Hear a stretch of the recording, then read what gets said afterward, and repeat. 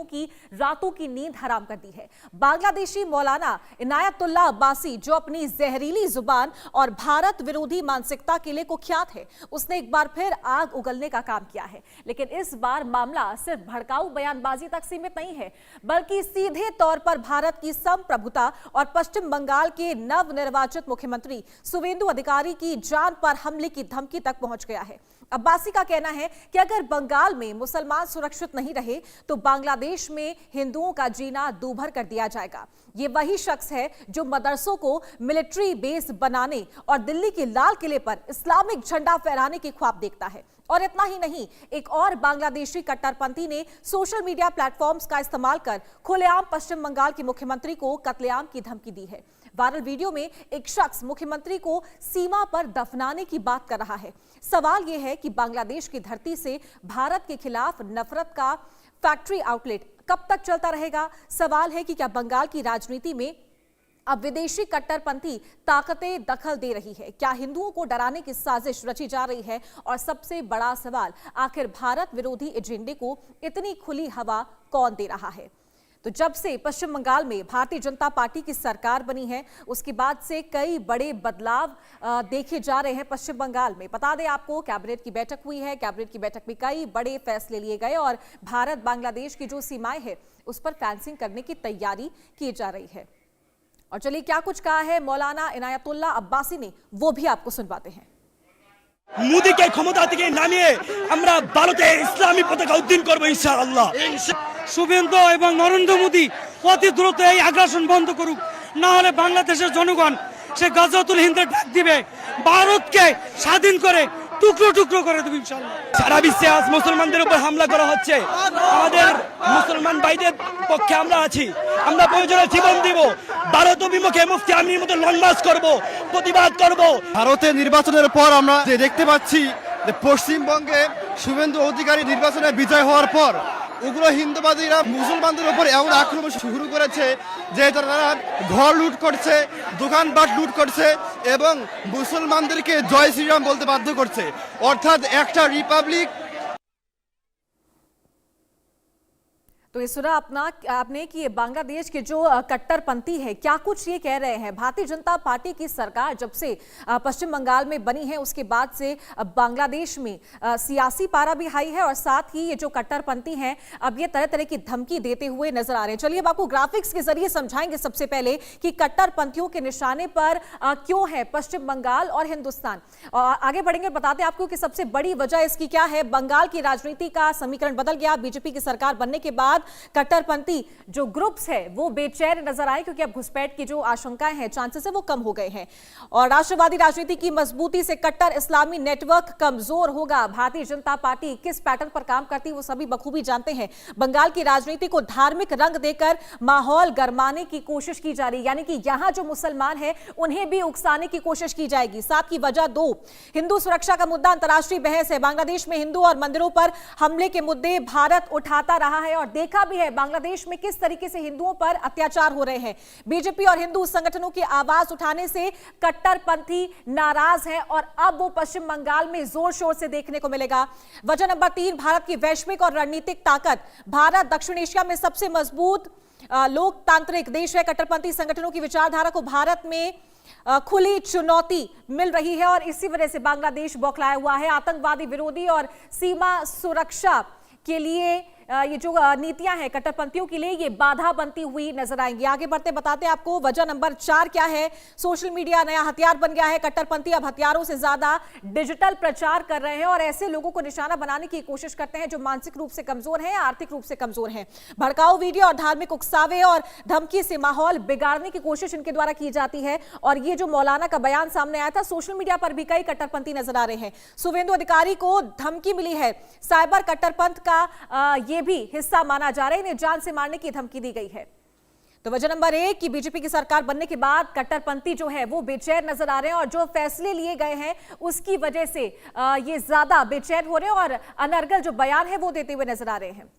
तो चलिए आगे बढ़ेंगे और बताते हैं आपको कि कट्टरपंथियों के निशाने पर ये क्यों है। और बताते हैं शुवेंदु अधिकारी हिंदुत्व और राष्ट्रवादी राजनीति का बड़ा चेहरा माना जाते हैं। ये पश्चिम बंगाल के बड़े नेता के रूप में इन्हें जाना जाता है और इसीलिए इन्हें जान से मारने की धमकी दी गई है। आगे बढ़ते हैं। पश्चिम बंगाल में बीजेपी के सबसे आक्रामक नेताओं में से एक है शुवेंदु अधिकारी। अवैध घुसपैठ, सीमा सुरक्षा और हिंदू उत्पीड़न जैसे मुद्दे ये अक्सर उठाते रहे हैं। जब भारतीय जनता पार्टी सरकार में नहीं थी, टीएमसी से अलग हो गए थे, उसके बाद भी इनका यही रुख था। कट्टरपंथी शुवेंदु को अपनी विचारधारा के खिलाफ बड़ा राजनीतिक चेहरा माना जाता है, क्योंकि यह हमेशा अपोज करते आए हैं इन तमाम गतिविधियों का।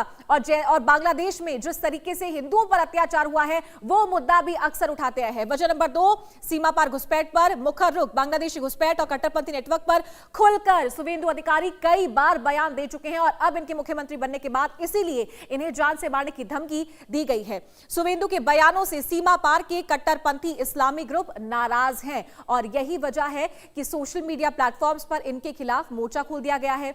नागरिकता संशोधन कानून यानी कि सीएए की वकालत भी ये करते हैं। आगे बढ़ते हैं। शुवेंदु अधिकारी के फैसले। बीएसएफ को सीमा बाड़बंदी के लिए जमीन पर उतारा जा रहा है। बीएसएफ को जमीन सौंपने का फैसला किया गया है। जानकारी आपको दे रहे थे, जो फेंसिंग है बांग्लादेश भारत बॉर्डर पर वो की जाएगी और सीएम शुवेंदु के फैसले से बांग्लादेश से अवैध घुसपैठ पर रोक लग जाएगी और यही सबसे बड़ा मुद्दा है और इसी वजह से ये जो कट्टरपंथी है बौखलाए हुए हैं। तो तुरंत प्रभाव से नए आपराधिक कानून बीएनएस को लागू करने की घोषणा भी मुख्यमंत्री शुवेंदु अधिकारी के द्वारा कर दी गई है और इसलिए ये कट्टरपंथी तिलमिलाए हुए हैं। तो तुरंत प्रभाव से नए आपराधिक कानून लागू किए जाएंगे। जनगणना और वोटर लिस्ट के रिवीजन का काम भी पश्चिम बंगाल में तेजी से होगा, तो इनकी छटनी जो है उस वजह से भी ये तिलमिलाए हुए हैं। तो बंगाल में जनगणना की शुरुआत होगी। अवैध रूप से रह रहे लोगों की लिस्ट तैयार की जाएगी और उसके बाद उन्हें बाहर भेजने का काम किया जाएगा। और इसी मुद्दे पर आज हम चर्चा करेंगे। हमारे साथ खास मेहमान भी जुड़ गए हैं। कौशल पांडे भाजपा प्रवक्ता हमारे साथ जुड़ गए हैं और राहुल लाल राजनीतिक विश्लेषक हमारे साथ जुड़ गए हैं। आप दोनों का बहुत बहुत स्वागत है। सबसे पहले राहुल जी, मैं आपके पास आना चाहूंगी। ये जो बड़ा डिसीजन पश्चिम बंगाल में लिया है मुख्यमंत्री शुवेंदु अधिकारी ने, कितना ये जरूरी था? क्या इसका इम्पैक्ट देखने को मिलेगा? हमें तो लग रहा है कि देखिए, कट्टरपंथियों से निपटने को लेके जो तमाम शक्तियां केंद्र सरकार के पास है उसका केंद्र सरकार ने प्रयोग नहीं किया है। क्योंकि देखिए, जो वहां पे जिस प्रकार से चारू जी हिंदुओं के विरुद्ध हिंसा की घटना हम लोगों ने देखा, जब 2024 में शेख हसीना की सरकार गिरती है वहां पे, तो आप देखिए कि अगस्त, सितंबर, अक्टूबर, नवंबर, दिसंबर तक में ही कम से कम वहां पे 82 हिंदुओं की बड़ी नृशंस हत्या कर दी जाती है। और अगर आप जनवरी 2025 से फिर 26 तक भी देखेंगे तो उसके बावजूद 15 कम से कम नृशंस से बड़ी हत्याएं जो वहां पे मीडिया डोमेन में आई, और ऑफ द रिकॉर्ड तो माना जाता है कि कम से कम 200, 300, 400 लगभग हिंदुओं की वहां पे नृशंस हत्या हुई। तो मेरे तो कुछ सवाल हैं भारत सरकार से चारू जी, कि वहां पे अभी तक भारत सरकार को जो कठोर कार्रवाई करनी थी वो नहीं हुई। अभी जब पूरे दुनिया में डीजल पेट्रोल का संकट है, मार्च में 5,000 जो है कि मीट्रिक टन तेल भेजा गया, अप्रैल में 30,000 मीट्रिक टन तेल अभी भी बांग्लादेश को भेजा गया। तो बांग्लादेश के ऊपर जो कठोर कार्रवाई भारत सरकार को वहां के हिंदुओं को रक्षा करने के लिए करनी चाहिए थी, वो तो भारत सरकार ने भेजा नहीं।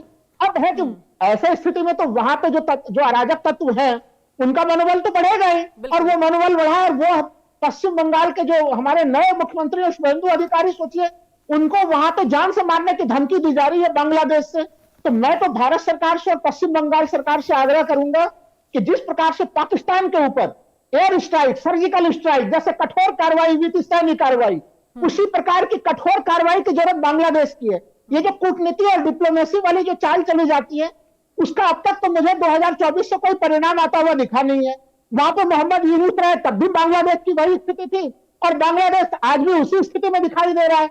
घुसपैठियों को लेकर देखिए, पश्चिम बंगाल में भले ममता बनर्जी की सरकार थी, लेकिन केंद्र सरकार और केंद्रीय गृह मंत्रालय को चारों की पूरी शक्तियां होती हैं कि वो घुसपैठियों को कहीं पर भी चिन्हित करे, और अगर वो देश में भारत के नागरिक नहीं है उन्हें विदेश भेजा जाए। उस समय तो चलिए वहां पे बीजेपी कहती थी कि भाई वहां पे राज्य सरकार का सहयोग नहीं मिल रहा है, तो मैं तो उम्मीद करूंगा कि चलिए पहले जो काम नहीं हुआ कम से कम अभी हो जाए। लेकिन बांग्लादेश को सबक सिखाने का जो कठोर कार्रवाई भारत सरकार को करनी चाहिए थी, बांग्लादेश में हिंदुओं को रक्षा के लिए जो कठोर कदम उठाए जाने चाहिए थे, वो केंद्र सरकार ने अब तक नहीं उठाया है चारू जी। बिल्कुल बिल्कुल। कौशल पांडे जी, जो बात राहुल जी ने की है उससे बिल्कुल सभी भली भांति वाकिफ हैं कि जब तक सरकार नहीं बनी थी भारतीय जनता पार्टी की पश्चिम बंगाल में, तब तक कोई फैसला नहीं लिया गया, तब तक ये बड़े डिसीजन, बड़े जो काम करने चाहिए थे पश्चिम बंगाल में वो नहीं किए थे। तो ये तो बिल्कुल लाजमी है इल्जाम लगना, और ये बिल्कुल सही भी है, क्योंकि अगर केंद्र सरकार चाहती तो पहले ये जो कट्टरपंथी है और ये जो नीति है इसको रोकने का काम कर सकती थी। तो क्या सिर्फ चुनाव जीतने का और मुद्दा भुनाने का काम भारतीय जनता पार्टी कर रही थी? देखिए, सरकार बने हुए अभी 72 घंटे हुए हैं। 72 घंटा हुआ हमारे पश्चिम बंगाल के सुश्री मुख्यमंत्री ने शपथ ग्रहण लिया है। 72 घंटे में उन्होंने, उनके ऊपर देखिए बांग्लादेश से जान से मारने की धमकी आ रही है। 72 घंटे में उन्होंने जो 3000 रुपए महीने का देने का वादा किया था उस पर भी काम किया जा रहा है। देखिए, बांग्लादेश आज से नहीं, लगभग कई वर्षों से, जब से बांग्लादेश 1971 से हमारे देश से अलग हुआ है तब से हमारे, और जब से वहां शेख हसीना जी वहां की प्रधानमंत्री हुआ करती थी तो कोई दिक्कत नहीं होता था, बहुत कम घटनाएं घटती थी। लेकिन जब से वो प्रधानमंत्री नहीं है वहां पर, आपने देखा होगा कितने हिंदुओं की हत्या कर दी गई वहां पर, मतलब जला करके मार दिया, पेड़ में लटका करके। और लोग वीडियो बना रहे, कट्टरपंथी वहां दिखने को मिलता है।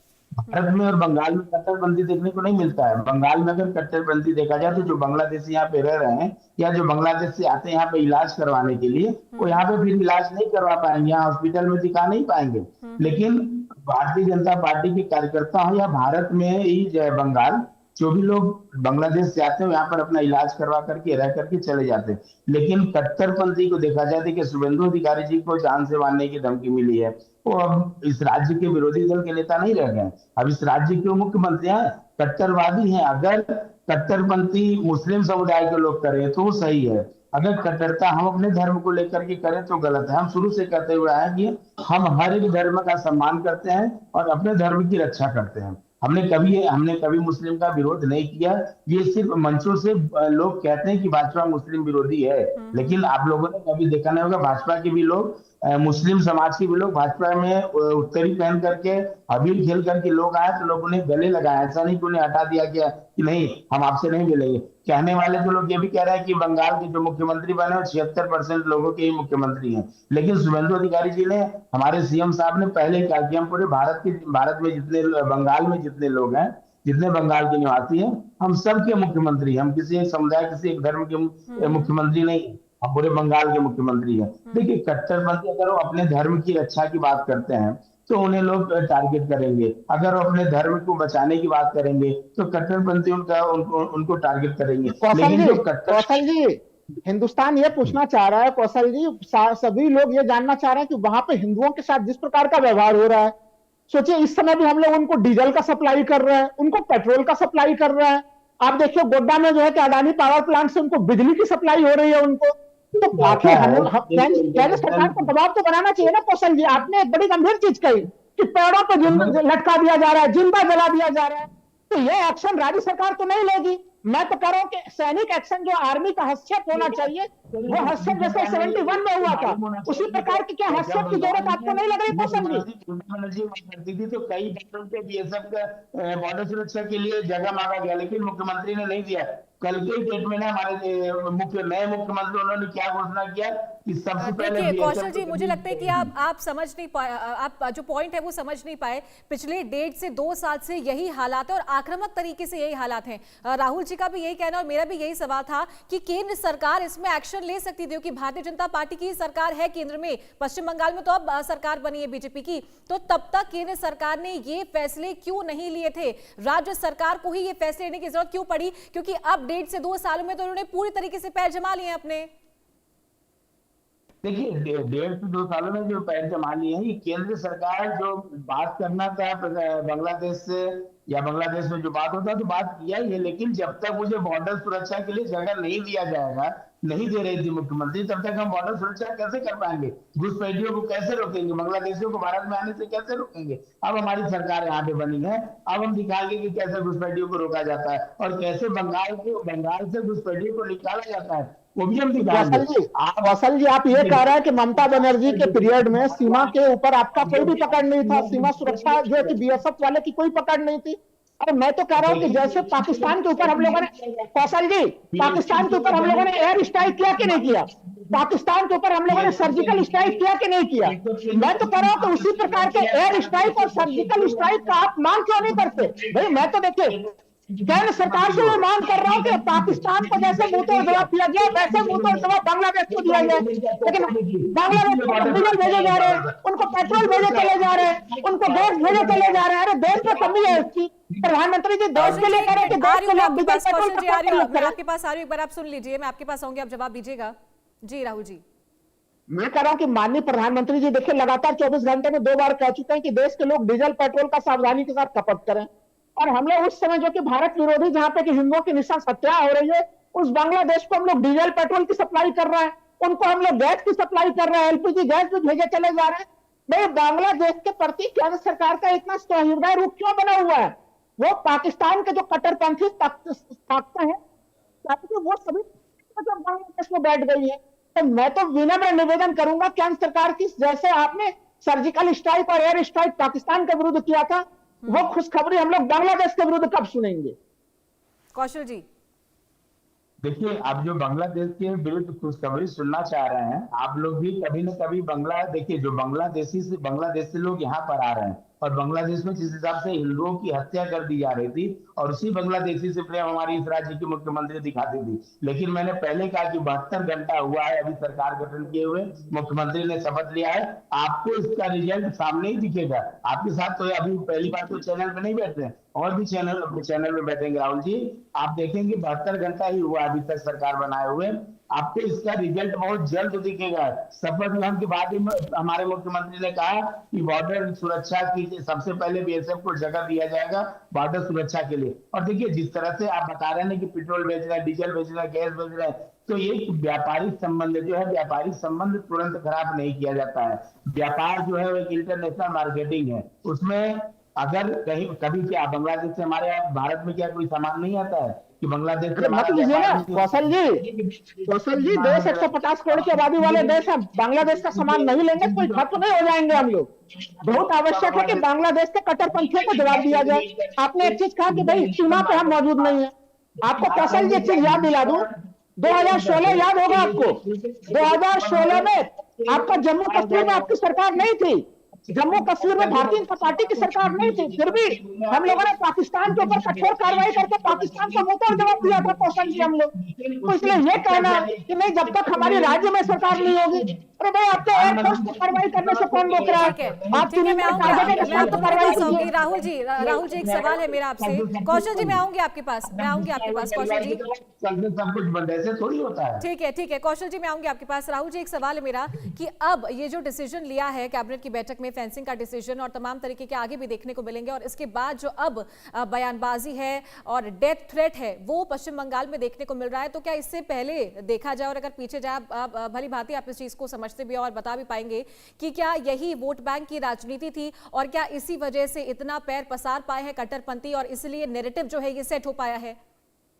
देखिए चारू जी, सबसे पहले फेंसिंग को लेके ये हम लोग को समझना चाहिए कि पश्चिम बंगाल के साथ, बांग्लादेश के साथ हमारी सीमा सबसे बड़ी है। लगभग जो है कि वहां पे 4000 किलोमीटर से ऊपर की जो है कि सीमा है भारत और बांग्लादेश की, और उसमें से लगभग हमें लग रहा है कि आप अगर देखेंगे 2004 से 2014 के दरमियान में उसमें 2000 किलोमीटर की फेंसिंग उस समय हो गई थी, और 2014 से अभी इस सरकार के दरमियान में उसके बाद हिस्से में फेंसिंग हुई करीबन जो है अभी इस समय 200 किलोमीटर, 150 से 200 किलोमीटर ऐसी क्षेत्र हैं जहां पे फेंसिंग नहीं हो पाया। तो देखिए फेंसिंग के काम पुराने सरकारों में भी हो रही थी, भारतीय जनता पार्टी जिस तरह से करी कि नहीं, फेंसिंग हुई नहीं। 4000 किलोमीटर में से केवल 200 किलोमीटर फेंसिंग का मामला बचा हुआ है इस समय।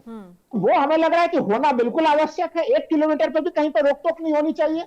दूसरी चीज कि देखिए सुरक्षा का मामला हमें लग रहा है कि बांग्लादेश में, मैं बार बार जैसा मैंने पहले भी कहा चारू जी कि जैसे ही शेख हसीना जी की सरकार वहां से हटती है, वहां पे भारत विरोधी शक्तियां सक्रिय हो गई थी।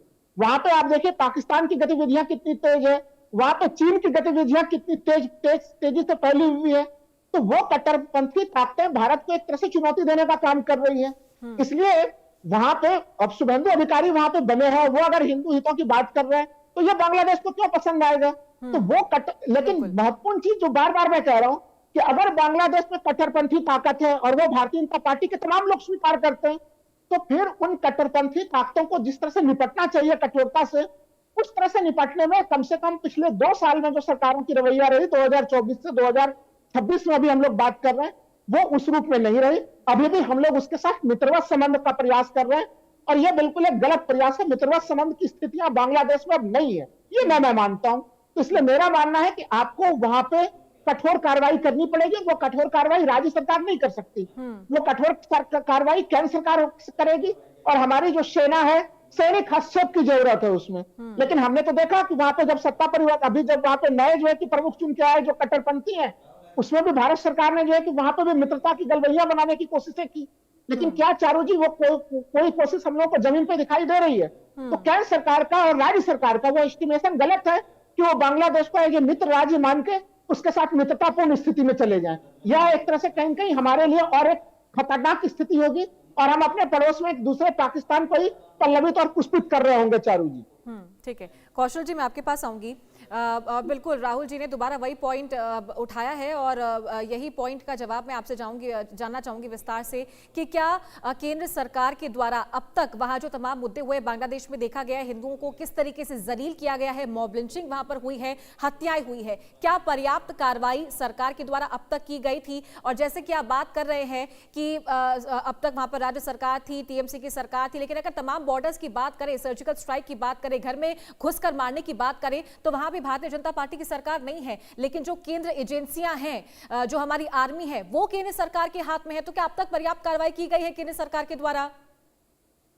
देखिए, बांग्लादेश के साथ में जो भारत का रिश्ता रहा है, वो जैसे उसका उदाहरण पाकिस्तान के साथ नहीं दे सकते हैं कि पाकिस्तान के साथ में जो लड़ाई रही, वो लड़ाई बांग्लादेश के साथ में कभी नहीं रही है हमारे देश की। ये आप भी जानती हैं चारू जी, और राहुल जी भी जानते हैं। राहुल जी कट्टरपंथी की बात कर रहे हैं। मैंने आज तक राहुल, जब हिंदुओं का शोषण हो रहा था बांग्लादेश में, ठीक है, एक बात ऐड करना चाहूंगी। बिल्कुल पाकिस्तान और बांग्लादेश का जो रिश्ता है वो बिल्कुल अलग अलग है भारत के साथ में, लेकिन ये बात इस चीज को जस्टिफाई तो नहीं कर पाएगी ना कि वहां पर हिंदुओं के साथ में क्या हुआ है। सर नहीं, एकदम मैं उस चीज को कहा, मैं डिनाई तो नहीं कर रहा हूँ ना कि जो बांग्लादेश में हिंदुओं के साथ में जो अत्याचार हुआ है, हिंदुओं को जिस तरह से मारा गया है, मैं उस पर जो ये तो मैं नहीं कह रहा हूँ नहीं वहां पे जो हुआ सही हुआ। मैं तो कह रहा हूँ कि वहां जो हुआ है गलत हुआ है। मैं राहुल जी का बात बता रहा हूँ ना कि राहुल जी चैनल में बैठ करके बहुत अच्छी अच्छी बातें कर रहे हैं, लेकिन जब बांग्लादेश में हिंदुओं के ऊपर में अत्याचार हुआ, हमला हुआ, मर्डर हुआ, तो मैंने राहुल जी का कहीं भी सोशल मीडिया पे बांग्लादेश का विरोध करते हुए मैं नहीं देखा था। अरे मैं हर जगह हर चैनल पे बोला हूं मैंने। एक एक करके राहुल जी मैं आऊंगी आपके पास, वो बोल ले उनके बाद मैं आऊंगी आपके पास। अभी हमारी बात सुनिए।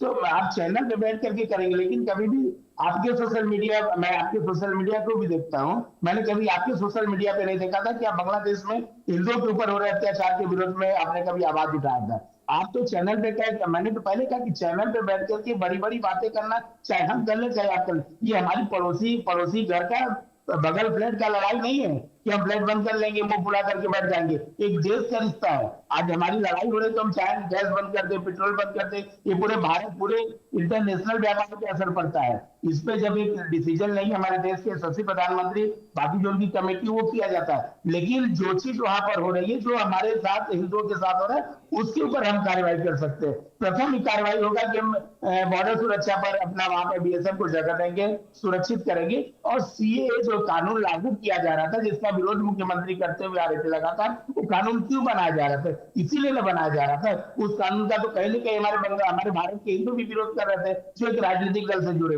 सीए कानून जो है, वहां के लोग जो यहाँ पर आए हैं, मैं बता दूं आपको अच्छे तरीके से, रविन्द्रनाथ टैगोर हॉस्पिटल बोल करके है मुकुंदपुर में, वहां पर अगर वहां जाएंगे तो आपको खुद एहसास होगा कि हम बांग्लादेश में, बंगाल में नहीं है, अगल बगल जितनी दुकानें हैं, लेकिन वो जो बांग्लादेशी हिंदू है, उन लोग को सीए के आधार पर उनको नागरिकता मिल चुका है। तो वैसे ही बाकी लोगों को भी जो अगर उनको नागरिकता मिलना चाहिए, तो कहीं ना कहीं हमारे हिंदू सुरक्षित होंगे। और कट्टरपंथी जिस तरह का बयान कर रहे हैं कि हम उनको उड़ा देंगे, उनको मार देंगे, देखिए वो सिर्फ बयान रहेगा।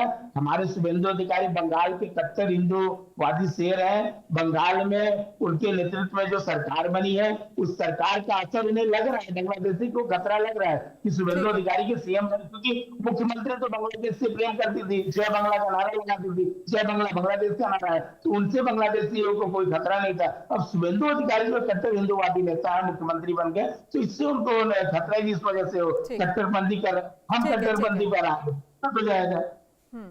चलिए ठीक है, समय की कमी, आप दोनों का बहुत बहुत शुक्रिया, कौशल जी, राहुल जी, हमारे साथ जुड़ने के लिए और तमाम मुद्दों